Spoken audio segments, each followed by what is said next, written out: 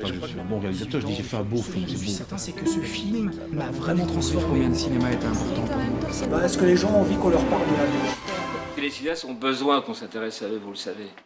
Eh bien, mon film précédent, qui est donc le moment où les jeunes immigrés arrivent sur le marché du travail, j'ai rencontré un jeune, MENA, donc mineur, non étranger, non accompagné, un MENA. Et très très chouette, il avait accepté que je le filme, donc j'ai filmé avec lui. Et à un moment donné, il a eu 18 ans, il venait de Guinée, Guinée-Bissau. Du jour au lendemain, il a disparu.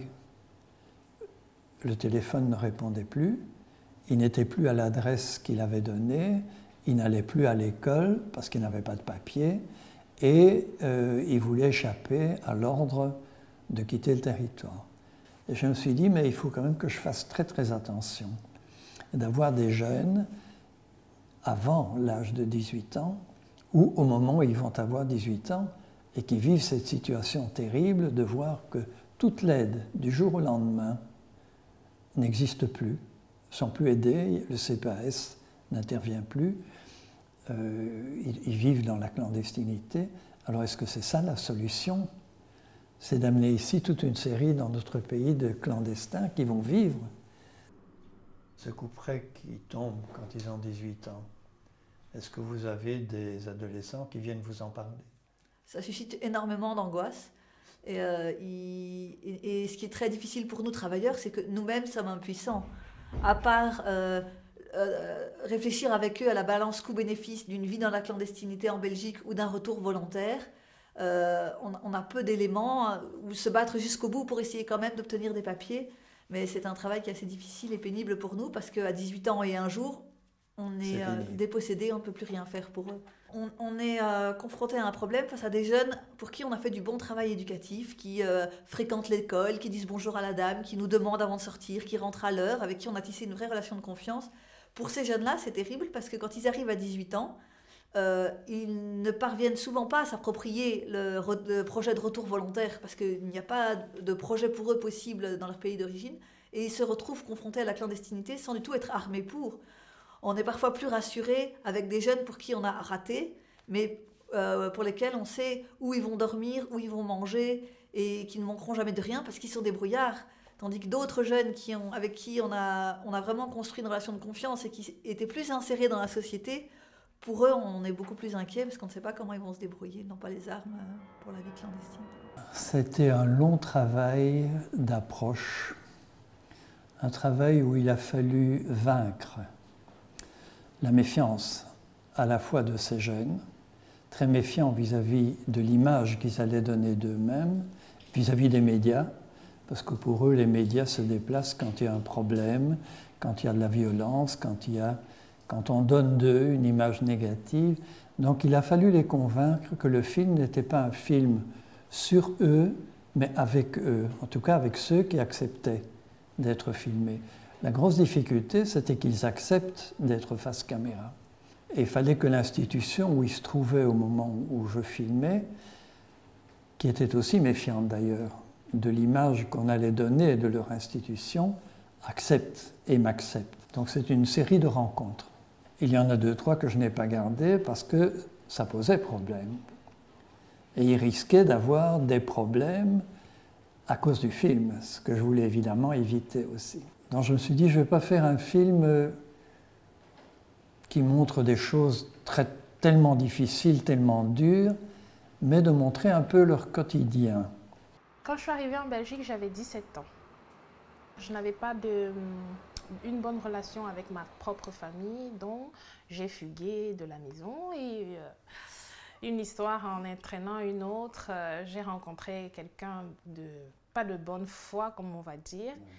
Et voilà, et l'histoire a suivi son cours et c'est comme ça que je suis arrivée en Europe, pas pour des choses, pas pour faire des trucs. Quand vous dites que c'est un monsieur qui n'était pas de bonne foi, qu'est-ce qu'il vous a proposé? Il m'a pas dit ce que je venais vraiment faire, mais bon, je veux dire, c'était pas... je savais pas ce que je venais faire en fait. Je veux dire, c'est quelqu'un qui m'a fait rêver, qui m'a dit voilà, je vais t'amener en Europe. l'Europe c'est bien et tout. Et voilà, naïve comme j'étais, j'ai rêvé aussi. Je rêvais d'une vie meilleure aussi. Si vous voulez, il y a un fil rouge dans le film qui part d'une situation d'une réussite, je mets des guillemets, et qui finit par une situation dramatique d'un jeune qui vit dans la clandestinité.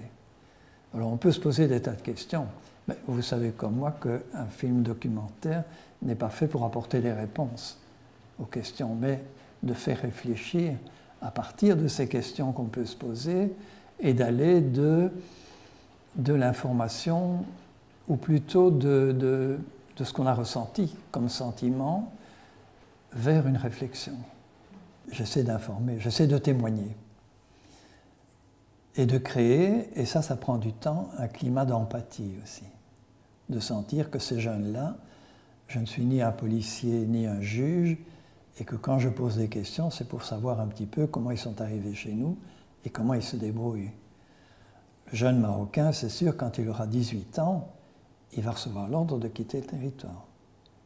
Et il dit déjà, je ne quitterai jamais la Belgique. Donc il va vivre clandestinement, parce que les Marocains, il n'y a pas la guerre, il n'y a rien qui les amène ici. Il est arrivé, on lui a collé un âge qui n'était pas son âge. Et il s'est beaucoup battu pour que son âge soit reconnu. Et donc depuis 4 ans, il avait 2 ans trop et ça n'avançait pas dans les procédures.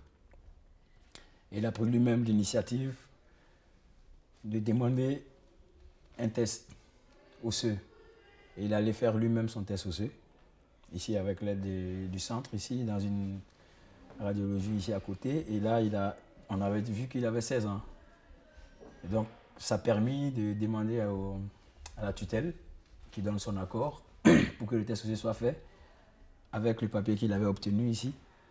Pour dire voilà, il y a un doute qui est clair. Ça fait plusieurs années, je vous dis que ce n'est pas mon âge. Et maintenant, moi j'ai une preuve parce que je suis allé faire une contre-expertise aussi et qui montre que j'ai 16 ans. Et à partir de ce moment, ils ont accepté qu'il fasse un test osseux officiel au niveau de la tutelle et qui a montré qu'il avait effectivement 16 ans. Et du coup, il devait nous quitter le 31 décembre.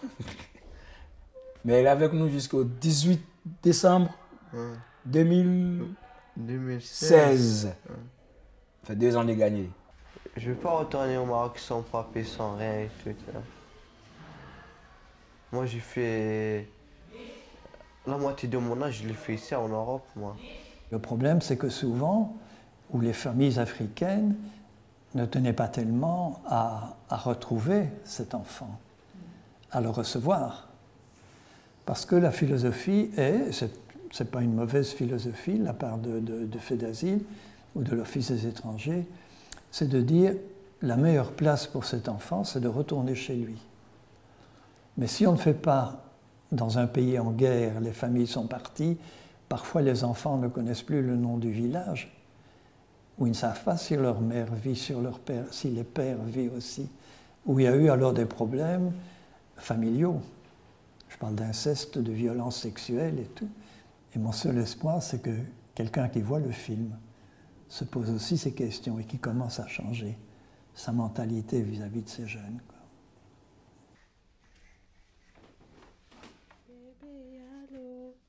Bébé, allô, bébé, bébé, bébé, bébé, bobo dans le wawa, bobo dans le wawa, ne vois papa tout, ne vois maman tout, maman tout te dope, papa tout te dope, titi bébé, bébé, bébé, allô, bébé, allô.